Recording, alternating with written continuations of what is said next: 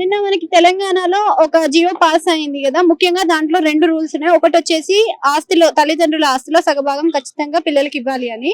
ఇంకొక జియో వచ్చేసి 15% పిల్లల సాలరీ నుంచి తల్లిదండ్రులకు ఇవ్వాలి అని. మరి వీటిపైన మీ అభిప్రాయం ఏంటి?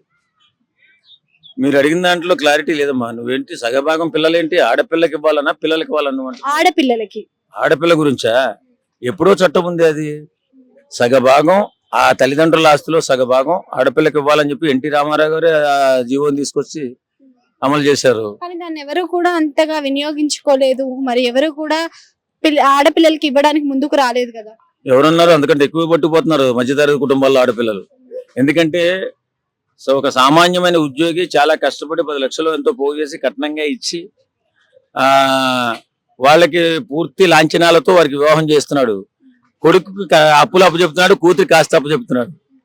వారికి కాదని అంటారు. ఎవరో ఎక్కడో బాగా 100 కోట్లు 1000 కోట్లు సంపాదించినటువంటి వాళ్ళు స్వార్థంతో ఆడపిల్లకి ఇవ్వకూడదనే ఆలోచనతో ఉండొచ్చునేమో తప్ప మధ్యతరగతి సామాన్య కుటుంబాలంతా కూడా ఆడపిల్లకి న్యాయం చేస్తూనే ఉంటాయి.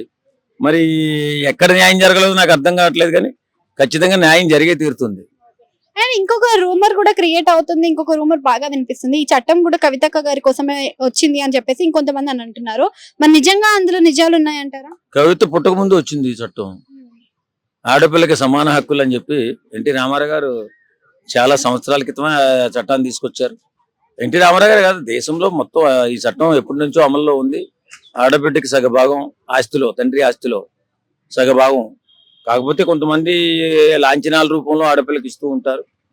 ఈ కవిత మనగాక నేను వచ్చి కవిత గురించి ఎందుకు వస్తుందో ఈ చట్టం అంత అపోహ. వారు ఏమైనా కావాలని వాళ్ళు మాట్లాడుతున్నారేమో తప్ప ఇది ఎప్పటి నుంచో ఉన్న చట్టం.